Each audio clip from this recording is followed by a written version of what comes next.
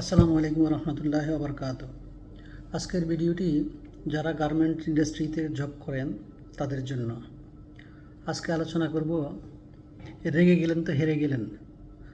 আমরা গার্মেন্টস ইন্ডাস্ট্রিতে যারা কাজ করি তাদের প্রতিদিন অনেক চ্যালেঞ্জ মোকাবেলা করতে হয়। ইন্ডাস্ট্রির ভিতরে আমাদের যে পারস্পরিক ডিপার্টমেন্টগুলো আছে তাদের সাথে ভালো সম্পর্ক সুসম্পর্ক রেখে কাজ করতে হয়। অনেক সময় প্রবলেম এত সাডেনলি হয়ে যায় এবং একটা ডিপার্টমেন্টের সাথে আর একটা ডিপার্টমেন্টের কাজের একটা লিঙ্ক থাকে। লিঙ্কের কারণে যেমন প্রোডাকশন কোয়ালিটি ডিপার্টমেন্ট প্রোডাকশন কোয়ালিটির সাথে বরাবরই একটু বৈরিতে দূরত্ব থাকে। মেকানিক আছে, আই আছে, ইন্ডাস্ট্রিয়াল ইঞ্জিনিয়ারিং যারা জব করে তারা আছে, স্টোর আছে, কাটিং আছে, ফিনিশিং আছে।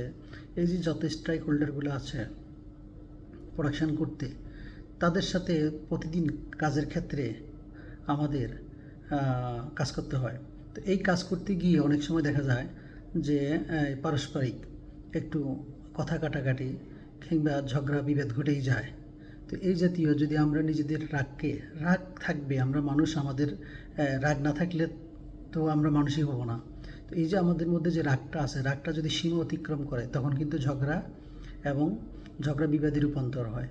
তো আমরা যদি আমাদের রাগকে কন্ট্রোল না করি, রেগে যাই, অতিরিক্ত রেগে যাই এবং রেগে গিয়ে যদি পারস্পরিক ঝগড়া করে, হাতাহাতি করে, মারামারি পর্যায়ে চলে যায় অথবা স্ল্যাং ল্যাঙ্গুয়েজ ইউজ করে একে অপরকে ধরাশায়ী করতে চাই, সেটা আমাদের জন্য ভালো হবে না। কেন ভালো হবে না?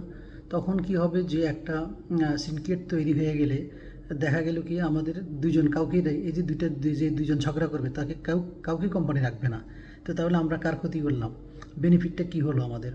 আমার একটা এক্সাম্পল শেয়ার করি। একটা কোম্পানিতে, গাজীপুরের কোম্পানিতে আমি একটা গ্রুপে জব করতাম। ওখানে এটা 2009 সালের কথা। ওইখানে এক পিএম এক সুপারভাইজারকে ধাক্কা দিয়েছিল লাইনের ভিতরে। সুপারভাইজার এই ধাক্কা খেয়ে অপমান বোধ করে সে পাল্টা পিএমের ঠিক এই জায়গাটার মধ্যে একটা বক্সিং দিয়ে দিল। এই বক্সিংয়ে তার এই জায়গাটা ফুলে একদম খারাপ অবস্থা। তার মানে পরবর্তীতে দুজনকেই কোম্পানি বের করে দিল। তো এই যে দুজন জব হারাইলো, তাদের এই টেম্পারকে কন্ট্রোল না করতে পেরে, রাগকে কন্ট্রোল না করতে পেরে বেনিফিট কী হলো? তো এই জন্য আসলে আমরা সবসময় চিন্তা করব, আমরা প্রবলেমের পিছনে কাজ করব, ব্যক্তির পিছনে না। প্রবলেমের পিছনে যখন কাজ করব তখন প্রবলেমটা সলভ হয়ে যাবে। আর যদি আমরা প্রবলেমের পিছনে কাজ না করে ব্যক্তিকে হিট করি তখন দেখা যায় পারস্পরিক সম্পর্ক নষ্ট হবে, রেজাল্ট আসবে না এবং কি হবে যে দুজনেই চাকরি হারাবো। তো দুজনে যদি চাকরি হারাই তাহলে এখানে চাকরি যেখানে নাই সেখানে আমি কাজ করব কোথায়? তা আমার মনে হচ্ছে রেগে গেলেন তো হেরে গেলেন কথাটা বাস্তবিক। আমরা কর্মক্ষেত্রে আমাদের রাগকে কন্ট্রোল করব এবং ফোকাস করব প্রবলেম সলভের বিষয়ে। আমরা ব্যক্তির ক্রাশ করব না, পারস্পরিক শ্রদ্ধাবোধ রাখবো, সম্পর্ক ঠিক রেখে প্রবলেমকে সমস্যা মনে করে সমস্যার সমাধানের পথ খুঁজবো। এটাই আমাদের সবার পেশাগত পেশা, আমাদের কর্মক্ষেত্রে এটাই উচিত আমি মনে করি। ধন্যবাদ সবাইকে। আসসালামু আলাইকুম।